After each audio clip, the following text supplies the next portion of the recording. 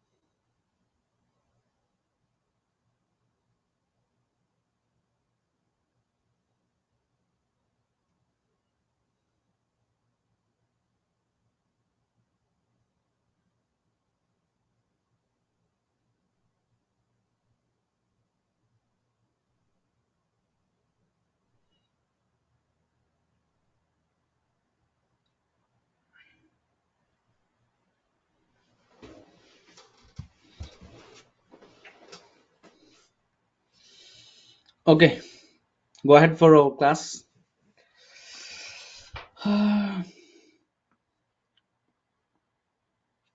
don't know why the people are not coming in a regular way.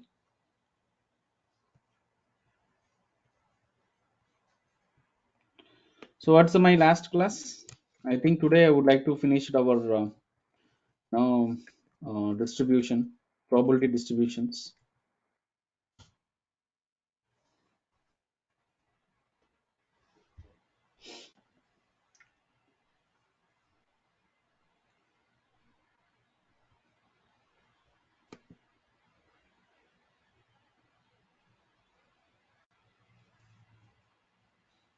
Okay. So, in the last class, what I was discussed, guys? Rajendra, can you tell me? In the last class, what I was explained? Actually, but distribution, like probability distribution. Hmm?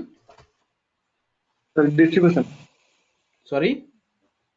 Sorry, distribution. Okay, what are the distributions I completed in previous class? Normal distribution and standard normal distribution I completed, right? Yes, sir. Okay.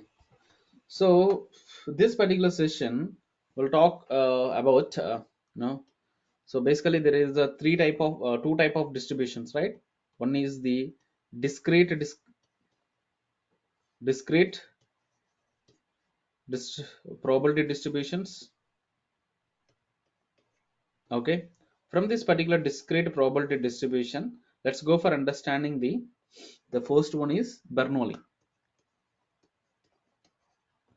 What is Bernoulli distribution?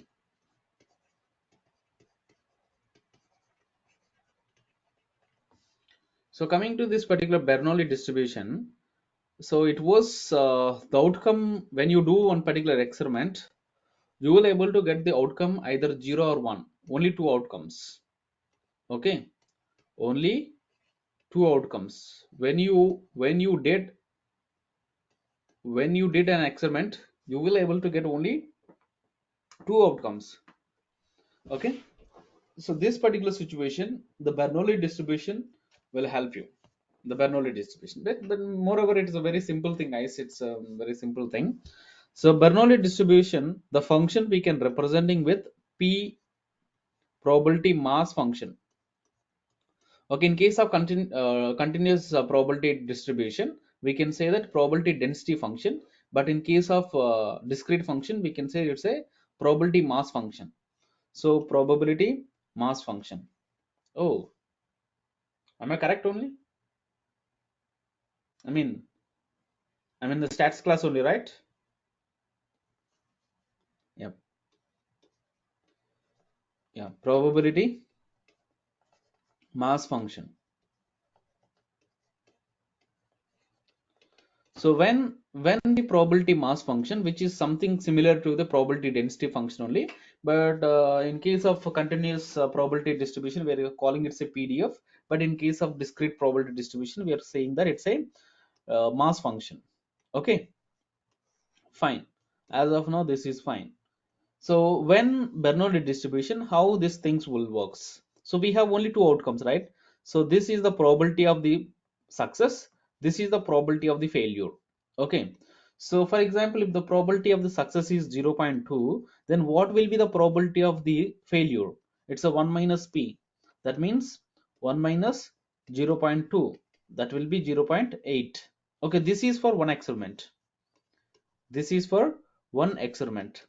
When you did one particular experiment, the probability of the success, and if you know the probability of success, we can able to go with the probability of the, okay, probability of the failure. So this is the probability mass function we can representing with p and q. Okay, the or else p and q. So the p value can be anything. Okay, so the q value can be 1 minus p, but this is the p when my experiment, my outcome, it could be 1. When my outcome it could be 1, then I would like to go with this one. If in case my outcome it could be the 0, okay, then I would like to go with this particular probability mass value. Okay, so this is the thing. So when we have this particular probability density function, we can able to go for representing the in a graphical format.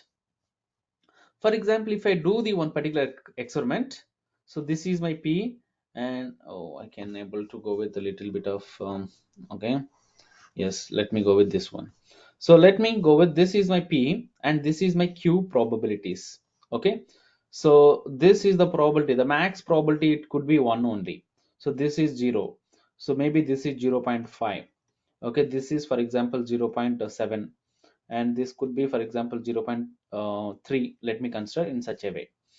So when my probability of the success is 0.3, that particular situation, my probability of the q it could be 0.7. For example, if my probability of the success for another experiment it's 0.5, that particular situation, my probability of the failure it could be it's a 0.5 only.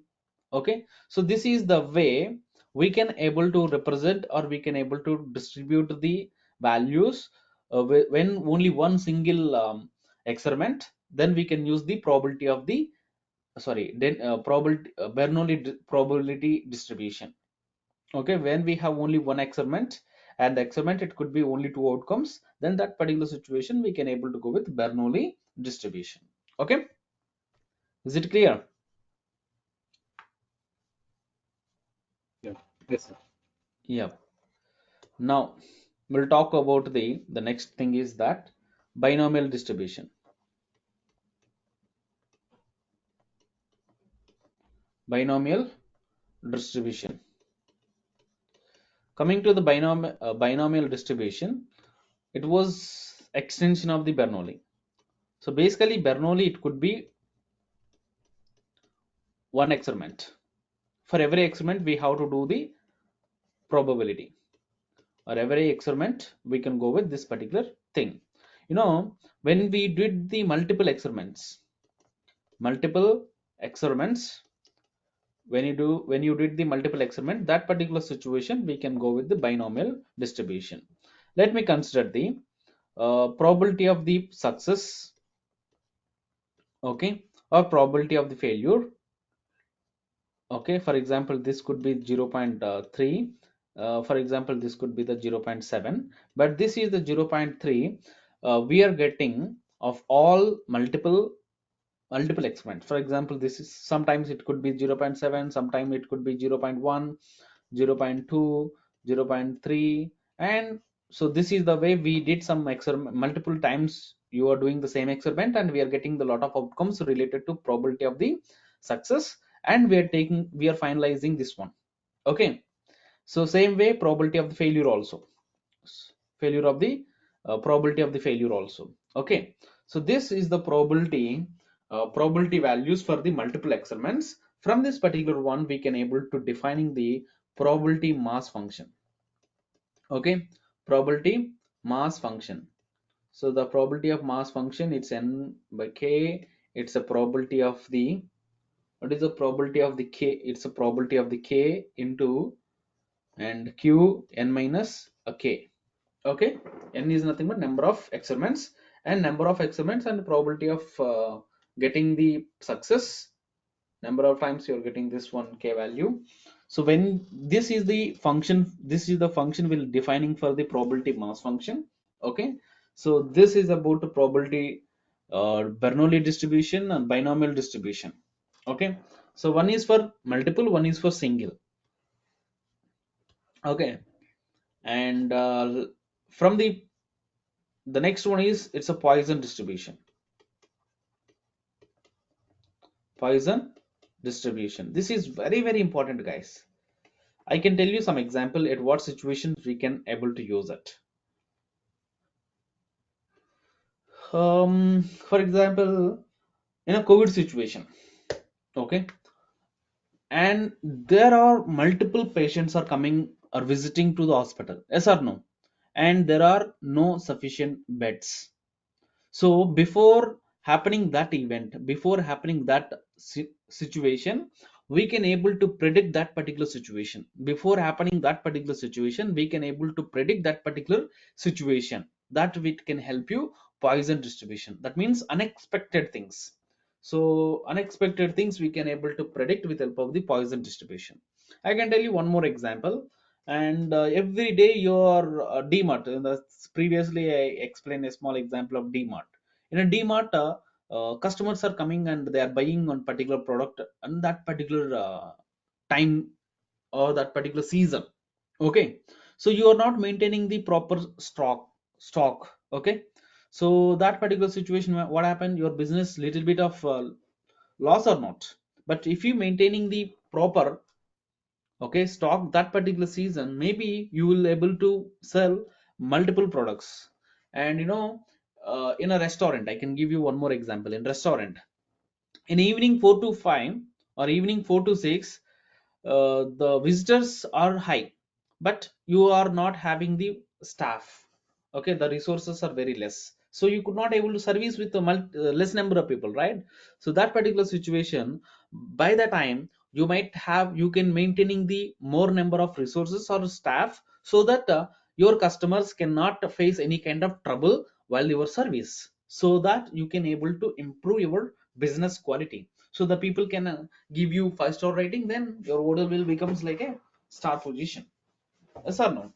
So that kind of scenario, so you can able to predict the some events, a new uneven events we can able to predict with help of the Poisson distribution. Is it clear? Is it clear or not? Yeah, yes, sir. Yeah, so that kind of scenarios we can able to go with Poisson distribution. And the Poisson distribution PMF function is, probability mass function is, okay, it's e power of minus lambda. Lambda is nothing but event rate. Okay, and lambda by lambda power x. X is nothing but it's a event rate of entire thing. This is that particular event only. 4 to 5, 4 to 5 event. For example, in between the 4 to 5, what will be my visitor ratio? I want to find out it. So this 4 to 5 in a regular basis, you have some probability. So that probability we are calling it say event rate. But this is the rate of the entire week or entire month or entire year. Okay, so this is the event rate of entire year. This is the probability of the that particular event rate. Okay, and by, it's a x factorial. So this is the formula will help you the event rate ratio, the event rate ratio. So if you know the what is the probability of the that particular time you can able to maintaining the staff, right? You can maintaining the your resources, right? So that you cannot, your customers cannot face any kind of trouble. Okay, so this is the Poisson distributions. So Poisson distribution, this is the PMF function, Bernoulli distribution for one event, for one event only two outcomes, but binomial distribution. So we have only two outcomes, but we will do the multiple experiments. That particular situation, we can go with the, okay, binomial distribution. So these are the three distributions are the discrete distributions.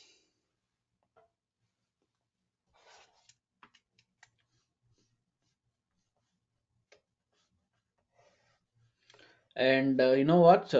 So we have power law distribution, okay, Petro distribution, okay. So power law distribution and Petro distribution both are same only. Power law or else Petro. See, in this particular situation, what happened? What happened? I can tell you. See, um, the Petro or power law distribution, which is having the two distributions, which is having the two distributions. The distribution rate is 80% and 20% rule. Okay, that means one distribution will be the 80% and rest of the 20% will be another one actually. Okay, for example, I conducted one exam. Just imagine I conducted one particular exam. So in my class there are 60 people are there or 100 people are there. Let me consider, in my class I have the 100 students are there. I conducted exam, but out of that one, okay, out of that one, 80% of the students are attended the exam. Only 80% of the students are attended the exam. From this particular 80%, 20% of the students are, okay, got A grade. Got it my point? So usually we have the strength is 100%, but the exam ratio, the exam percentage, the exam attendance will be it's 80%. But from that particular 80%, only 20% of the people got the, only A grade will be 20% only. So we are talking about the two distributions or not? One distribution for the attending the exam, one distribution is the percentage grading. So we are talking the two distributions in one distribution, that we are calling it's a power law distribution. And moreover, it's a 80-20 rule actually. Okay, so this is the power distribution. So we have to be, if we are extend, then what happen? If we are extend, then we will able to get the log distribution. I think you are not aware of the log. So this is my power distribution. When you are extending this one, you will be getting like that. Okay, we'll be getting like that. So this is the distribution, we are calling it say log normal distribution. This is not normal distribution, this is log normal distribution. So when the power law distribution, if you extend, then we will be getting the log normal distribution. Log normal distribution in the sense, the distribution, if you are applying the log, then you will be getting the normal distribution. You will be getting the normal distribution, that we are calling it say, you will be getting this kind of thing. Okay, so usually this is my power law distribution. This is why if we extend, then we are getting the log normal distribution. The log normal distribution, if you're applying the logarithmic, then we will be getting the normal distribution. So this is the rule for it. So this is the power or log normal distributions. Okay, so as of now we talk about you know like normal distribution, Gaussian distribution, standard distribution, and power law distribution, log normal distribution, and Petro distribution, Poisson distribution, Bernoulli distribution, binomial distribution, right? These are all the distributions, but you just need to remember those particular formulas, that's it.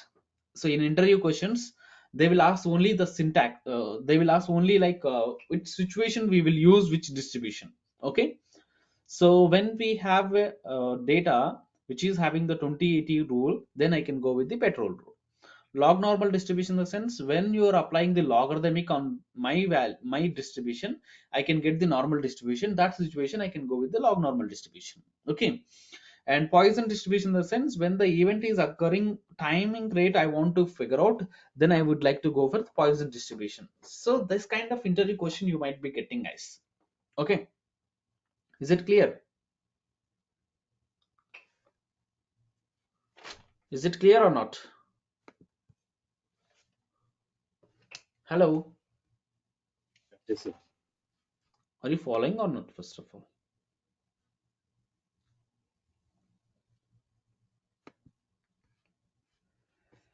Okay.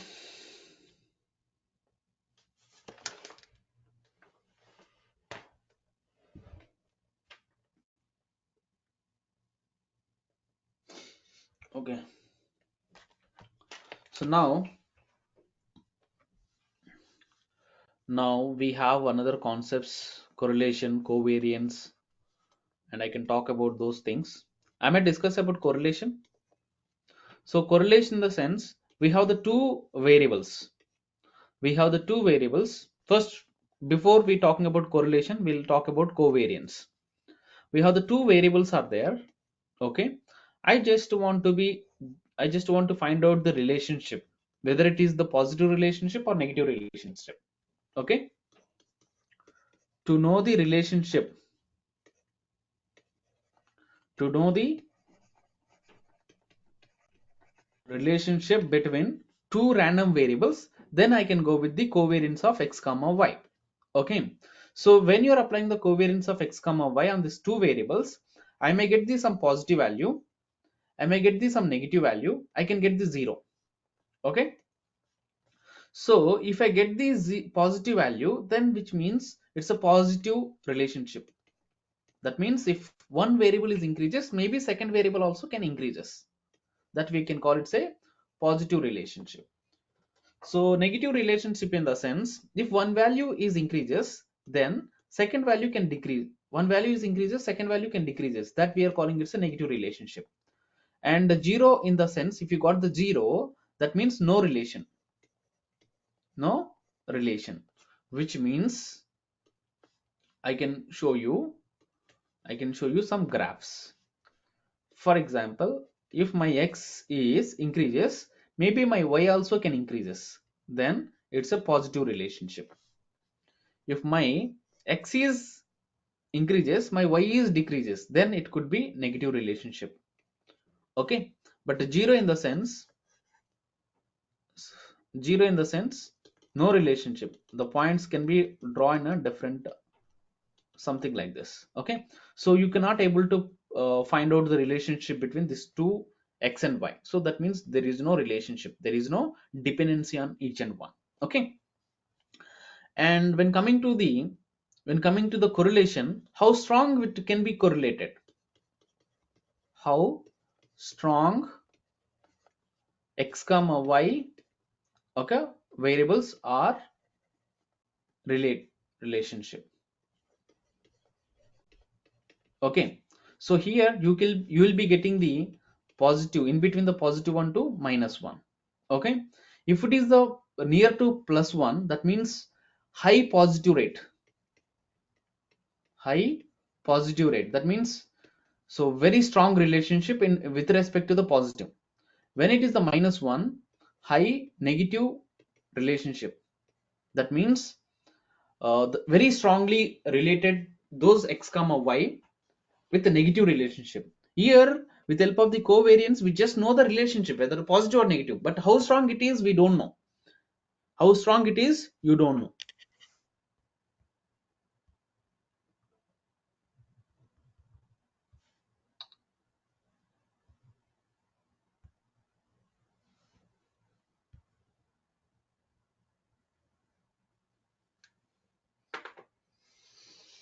Okay, how strong it is, we don't know, right? So this is what covariance and correlation. But this covariance and correlation, it was very simple thing. You can able to get the formulas in a internet itself. We can see these particular formulas. It's sum of okay, x minus x bar into y minus y bar. Okay, variance and correlation formulas.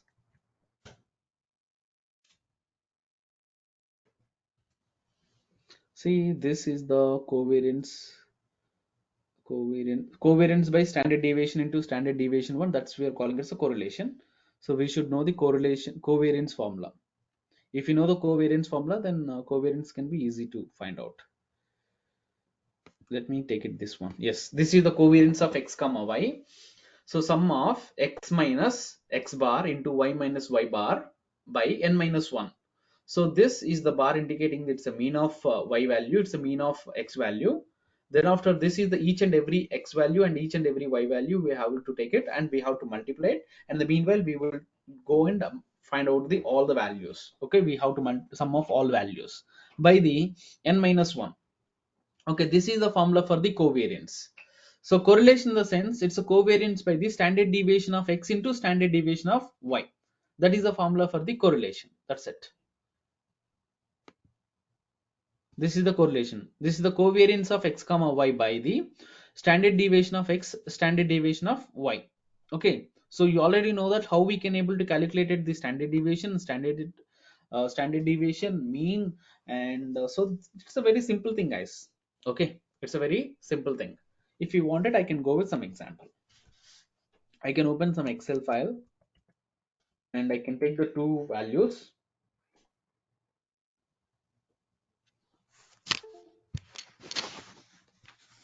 I can go with two values. So this is my x. Let me consider my x value and y value. So let me consider this is my x value. Okay, 2, 4, 5, and 8, 10. Okay, and 7, something like this. Or else something like this. We have some data. Okay. Yeah, so here I have the data for the B is 5, it's a 10, okay, and it's a 15, it's a 20, okay, it's a 25, and it could be the 40, it could be for example 30, something like we have it. Okay, so this particular situation I want to go with find out the covariance. So covariance of the population, covariance of the standard deviation. Population means sum of x minus x bar into y minus y bar by n. S means it's a sample. N minus 1 is the only difference. Let me consider population of shit.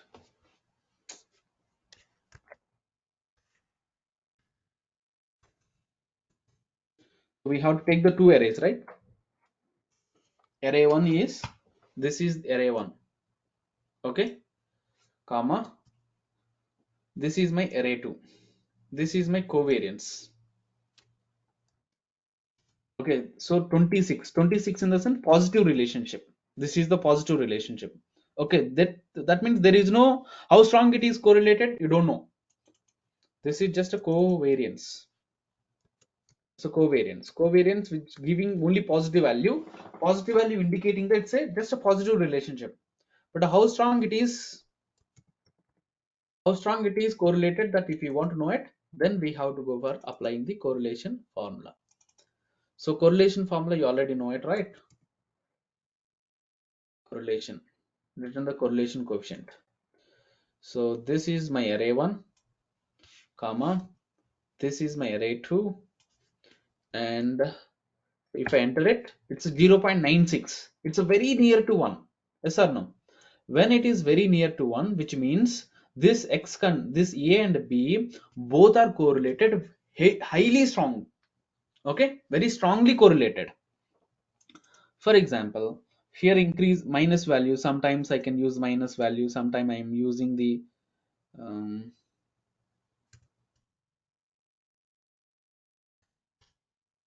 just me consider this is minus 5.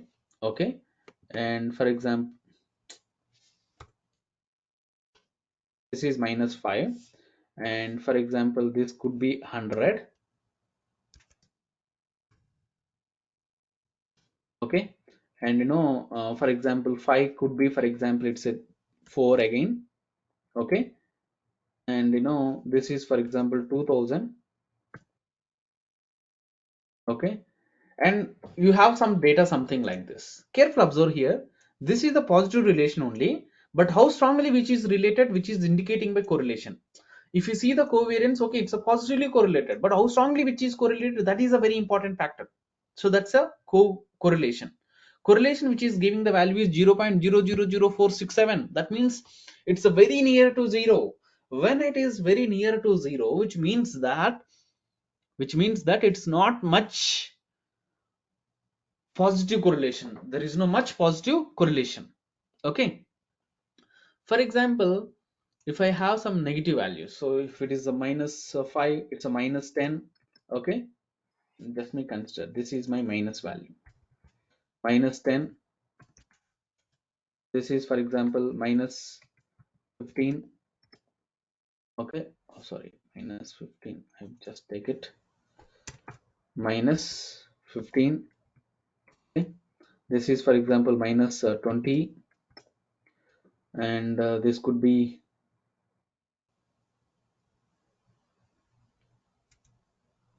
minus 40.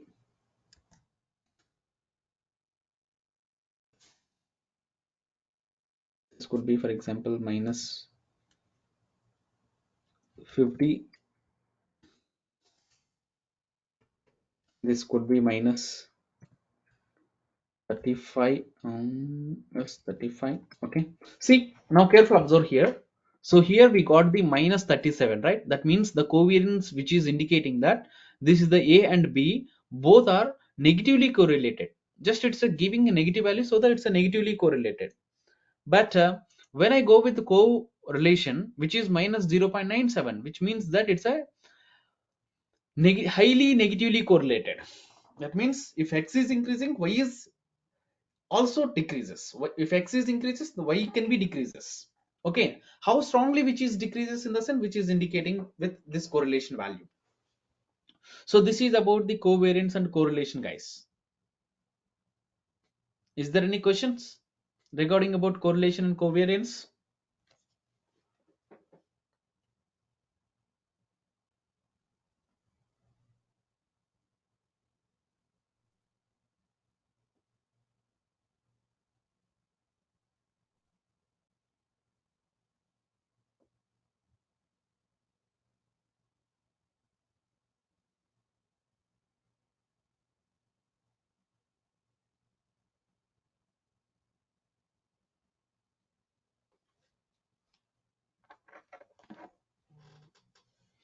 Is it clear, or any questions are there?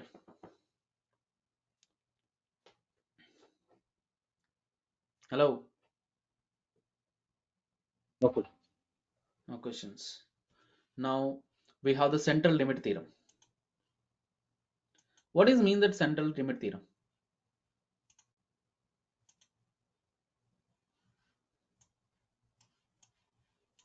Tell me, what is central limit theorem?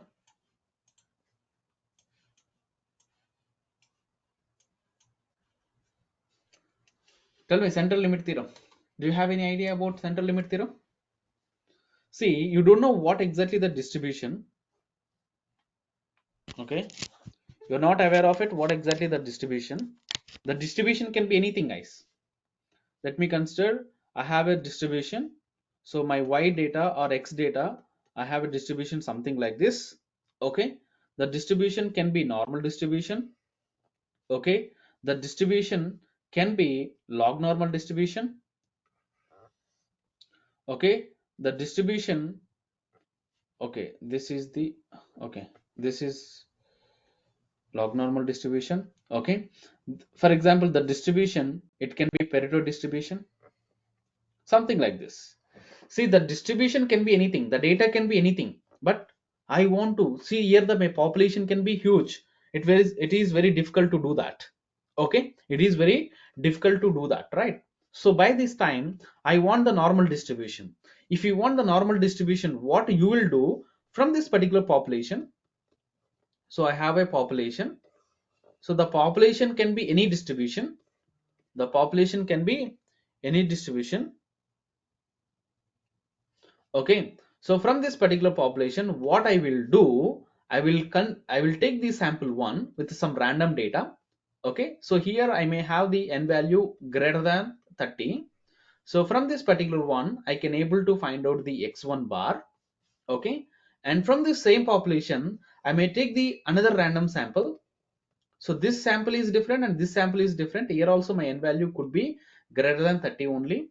So here also I can get the x2 bar, and I can take the one more random sample. So here my n value also it could be the 30. Here also I can get the some mean value. So something like this we are taking the some k number of samples. Okay, sample one it having the more than 30 sample from the same population. From the same population randomly we are selecting some more we are taking n number of samples, and same population we are taking the same population you're taking the one more random sample. Like this we are taking the k number of samples. Like this we are taking the k number of samples, guys. So when we are taking the k number of samples, we are calculated the mean for each and every sample. So these are the means we can distribute it.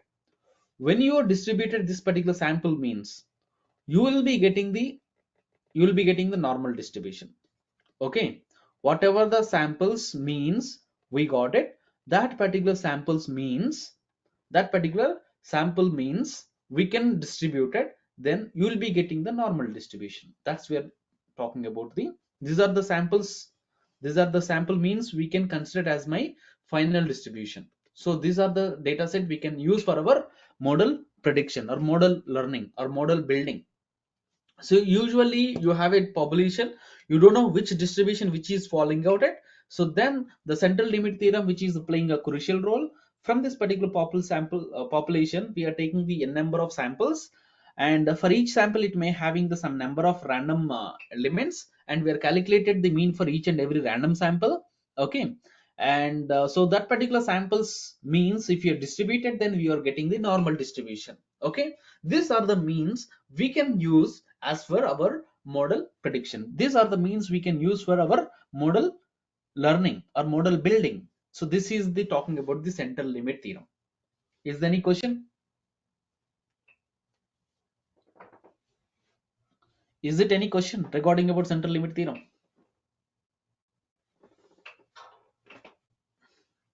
Now, sir.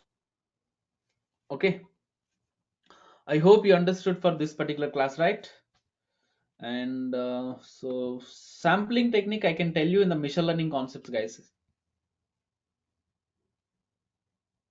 When I started machine learning, that particular situation, I can explain you sampling techniques.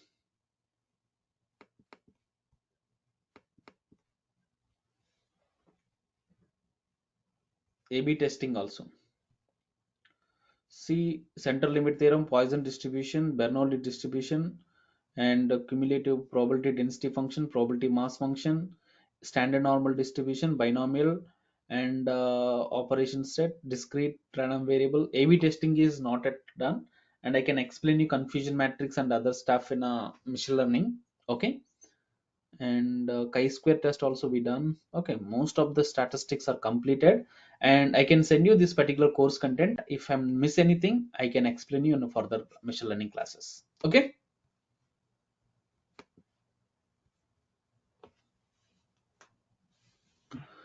is it clear?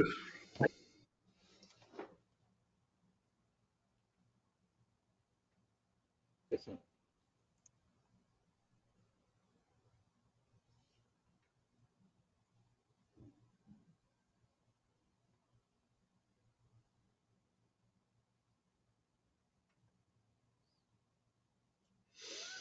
Okay guys, thank you so much. And from Monday onwards I would like to start the new model with the same timing. Instead of the stats, I if I miss any stats concepts I can explain the machine learning again. Okay, while building the model and everything I can explain you. And no, so which concept I need to take it forward for the next model? I hope so. I would like to talk Tableau, a Tableau or Power BI. I can talk with Tableau or Power BI. Okay, or else this SQL part only I can able to consider. I have exams in the next week for me. Okay, so I can stop the classes. Okay, I can stop the classes. Whatever the SQL classes we are running, that SQL class I can take it. I can took forward to the 8 p.m. to 9 p.m. from tomorrow onwards. Okay, clear from Monday onwards. From Monday onwards, we have only one class. From Monday onwards, we have only one class. That could be evening 8 p.m. to 9 p.m. And the class module is it's a database. Rajendra, you can go forward and understand the that kind of what we call today's class, today's database class. You can go and listen in a recording. Okay.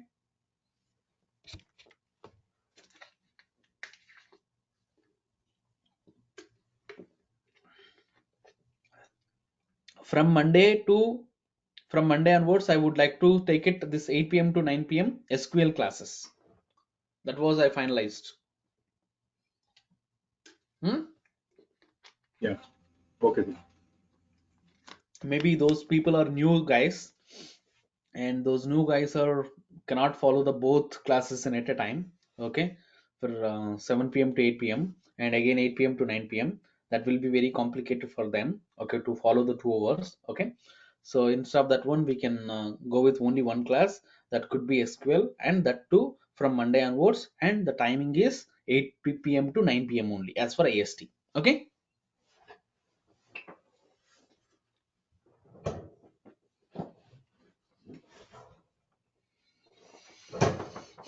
Okay, fine. Thank you. Bye. You'll get the link. Don't worry. Thank you, sir.